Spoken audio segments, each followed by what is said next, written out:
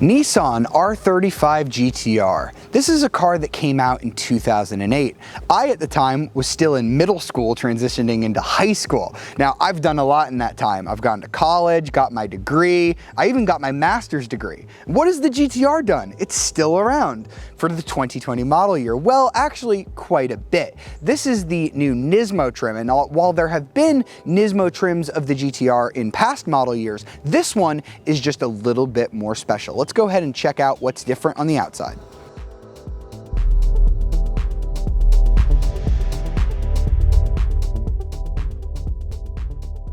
So you're probably curious what you get when you get a Nismo GTR. Well, Nismo is Nissan's racing division, and this car has a lot of race car bits. For example, carbon fiber hood. The whole hood's carbon fiber. We've got these cool vents. Those are also carbon fiber. This whole front end is carbon fiber. The wing gives it a lot more downforce in the corners with that red pinstripe. That actually doesn't change color no matter what car you get. It looks really cool when you get like a white one or a black one, and it keeps that red pinstripe.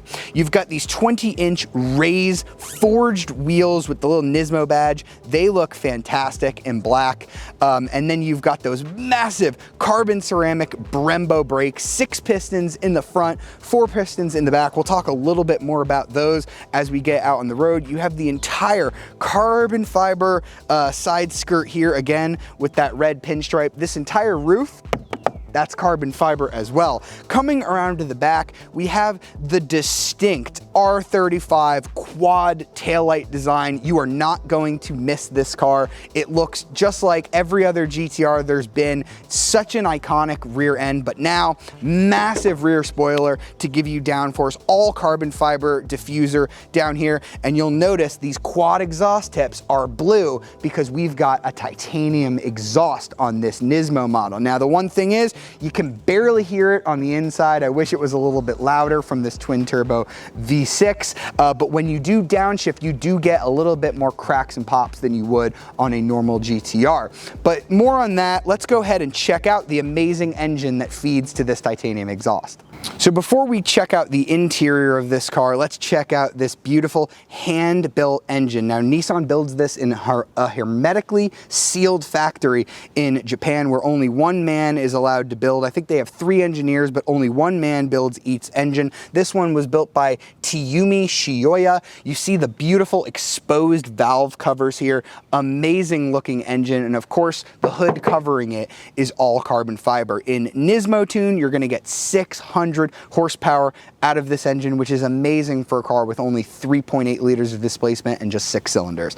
So the GTR Nismo is quite crazy on the outside. Let's check out what they've done here on the inside. Now, the cabin should be very familiar to anybody that's been in a GTR over the past 11 or so years that it's been on the market, but there are some notable changes on this Nismo version. The steering wheel is covered in Alcantara, as is the entire upper dashboard and ceiling area. Gives it a little bit more of a premium sporty feel. We have lots of red accenting everywhere, red stitching, red leather. So it does feel more like a premium Nissan product, although not quite as nice as maybe say an Acura, or definitely not as premium as a McLaren or Aston Martin or something in that price range, although this does punch in the $200,000 price range.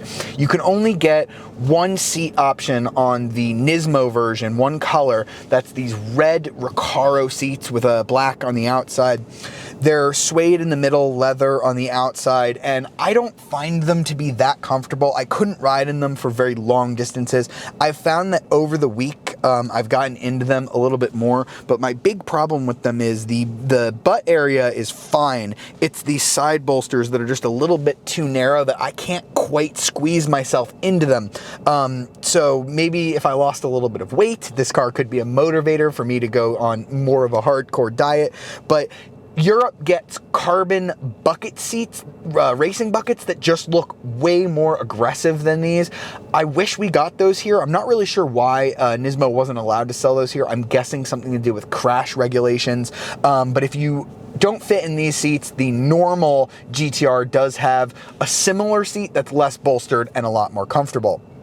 The gauge cluster hasn't changed all that much. You still have this sort of faux carbon weave in there with analog gauges. It's starting to look a little bit dated now. It kind of looks like it came out of like an FRS. You do have the red tack right up front and center, which is great, but the speedometer is tiny and it goes to 220 miles an hour, and that creates a problem. All of the speeds you do on normal everyday driving, you know, the 0 to 45 kind of stuff, is like this much of the speedometer, so you can barely see it, which means you have to rely on this little digital thing here. You switch it using these controllers here, kind of old school in the way they do it. I'm pretty sure this is the exact same button combination you would get on a 370Z, which is also an old car. So I've left that on the digital speedometer because it's just a little bit easier to read. The steering wheel itself, super nice, although you have to be careful with Alcantara because it does wear and get oil on it, so maybe you might want to wear gloves, which is a little bit silly.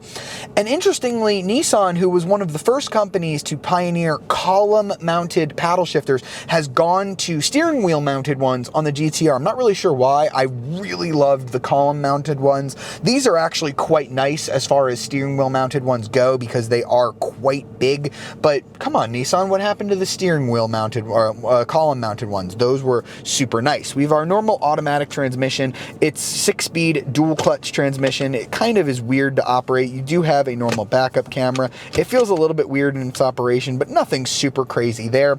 We have not the newest Nissan screen possible, but it works fine. It does have Apple CarPlay, so if you have an iPhone, you will have that. I have an Android, so I'm pretty much screwed. Nissan has not put Android Auto on this car in any shape or capacity, but that's not what's special about the infotainment here. What's special is if I push this button, function, that's going to pull up my performance gauges. So here we have boost, oil temperature, oil pressure. I have a bunch of other screens, my braking G, my steering, acceleration G.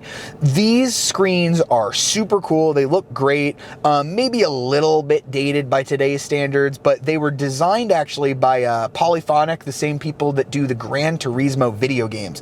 I think they're so cool. The only thing is they're a bit silly because if you are on a racetrack, you can't really look at these. You're going to be looking ahead, so can't really do much with those. The other interesting thing about the GTR that's different from pretty much any other Nissan are these drive modes. We have 3 controllers here with 3 modes on each. So this one here controls the drivetrain. This one here controls the suspension. That's the most important one. And this one controls the traction control. We've got 3 modes for each. So the drivetrain, everything's set in normal now. The drivetrain has a save mode, which really dumbs down the throttle and makes this car feel even slower than it already does in normal mode. More on that later. We have a comfort mode on the suspension settings. That's the most important button on this entire car because when you drive a GTR Nismo, you are going to be on a first name basis with your chiropractor, and putting it into comfort mode is going to change those chiropractor visits from once a week to maybe once a month. This car is incredibly, brutally stiff, but if you put it in comfort mode, it does help a little bit.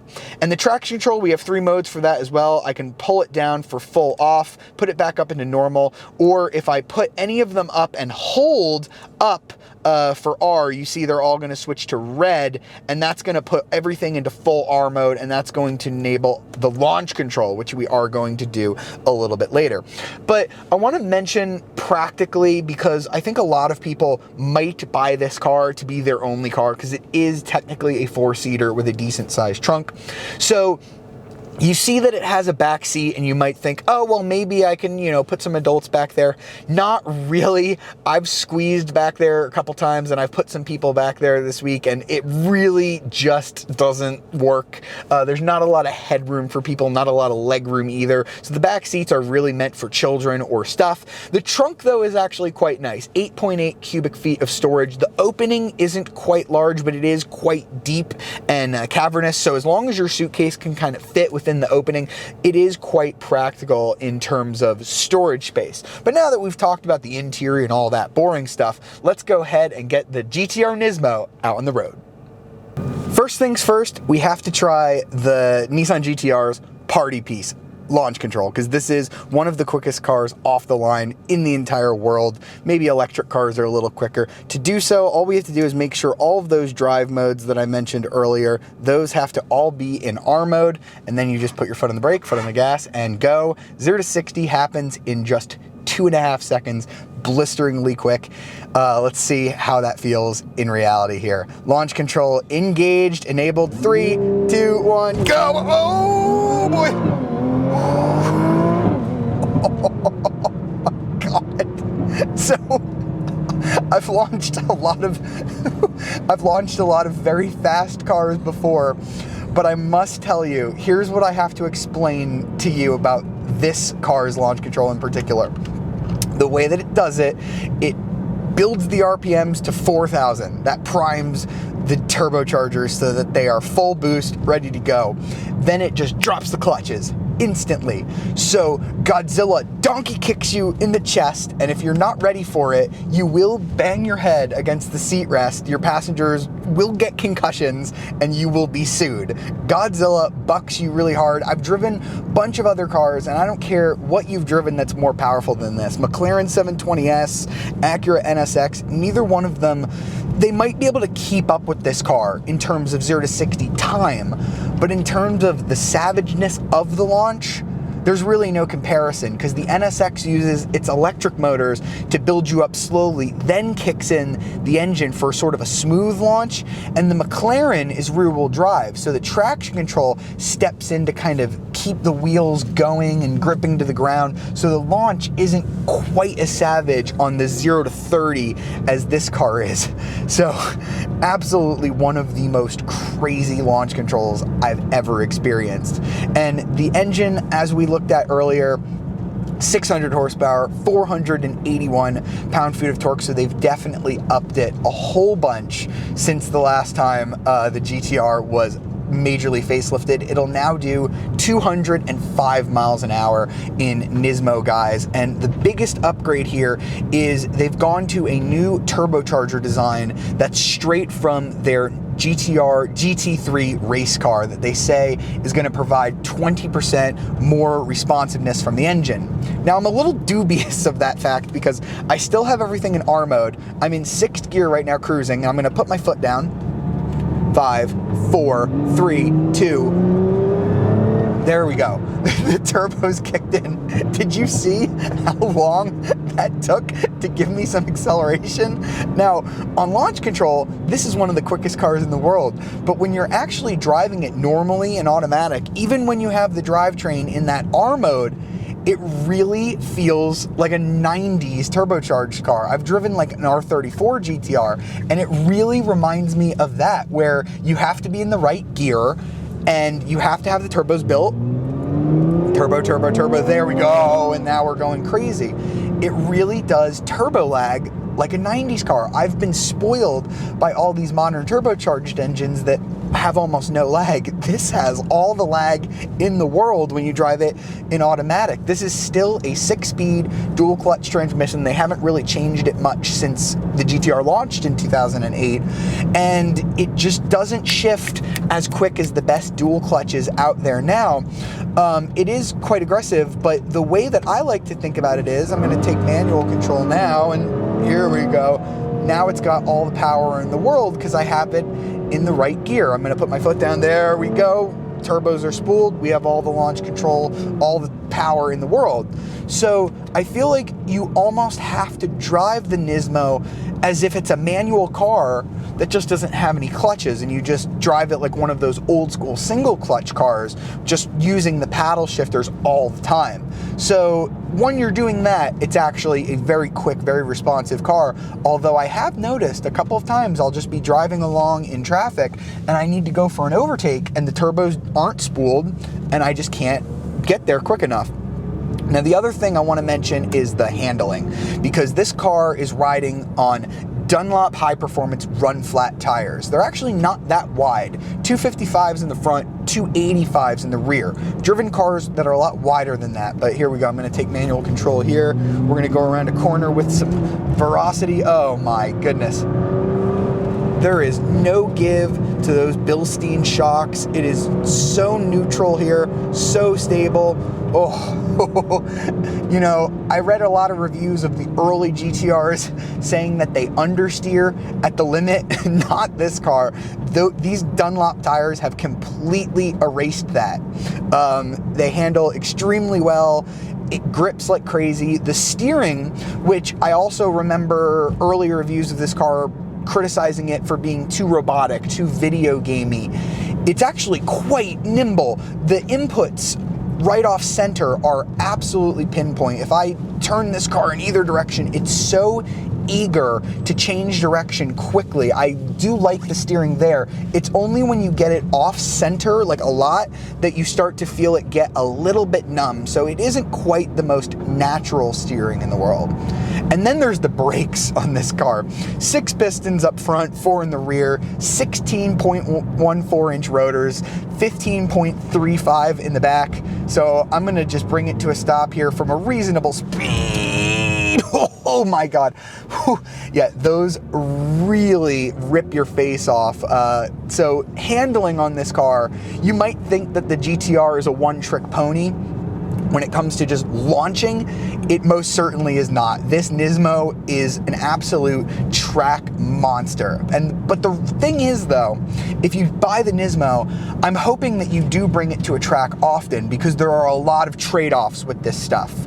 Those Dunlop tires that I mentioned, they're super grippy, but they're not so great in the rain, and they tramline all over the place. And if you're not familiar with the term tramlining, it's basically if there's a curvature in the road's gonna go a certain direction, the tires are gonna pull you in that direction, and it almost feels like the wheel is getting yanked out of your hand. The suspension is abysmally uncomfortable in R mode, and if I put it into comfort mode, it does get a little bit softer, but this is definitely an extremely firm riding car. If you want something that you're going to be able to drive every day, I definitely recommend checking out the GTR Premium, which is the base model, or even the Track Edition, which is a little softer than this, but you still get that crazy engine. And this one's not all that much lighter. It's 3,865 pounds compared to 3,933 for the premium trim with all that carbon fiber stuff. But I'm sorry, Nissan, I've tried my best to try and keep this low end safe, but some roads are just a little too bumpy, and I ended up scraping it because it's just so low. You can't go over like normal driveways and stuff like that. So I don't think I would sacrifice for the performance of the Nismo unless I was really taking it to the track all the time. And the one thing I must note is that, impressively, it does get about 16 mpg in the city, 22 mpg on the highway, and 18 combined. I've averaged about 17 mpg, which is amazing for a 600 horsepower car like this. So now that we've driven the Nissan GTR, it's time to sum up our time with it. So that was the 2020 Nissan GTR Nismo, an absolutely brutal car that, even though it has been on the market for more than a decade now, still has some new tricks up its sleeve and has performance that will keep up with Europe and Asia's best. Now here's the rub with this Nismo, the price. It starts at $210,000. There aren't really any other options other than the GTR carpets that we have inside. Brings the as tested price to about $212,000 with delivery. There are so many other cars you can get in that price range. Acura NSX comes to mind, Porsche 911 Turbo S, that's brand new, that also comes to mind. So at this price level, it does make the GTR a tough sell because of its age. Now, I'm surprised at how much I loved this car though. When it was new, it was criticized for being too much of a computer on wheels, but now that it's more than 10 years old, it feels more analog than a lot of its contemporaries. Now here's my recommendation. If you really want a GTR, you absolutely just want this GTR badge, and that's what you've been yearning after since the time you were a kid, get the Track Edition. It's $145,000. You still get the 600 horsepower version of this engine, but you're saving about $60,000. And if you do that, I still think that Nissan has done just enough to keep the GTR a great buy. I hope you've enjoyed this video. See you next time.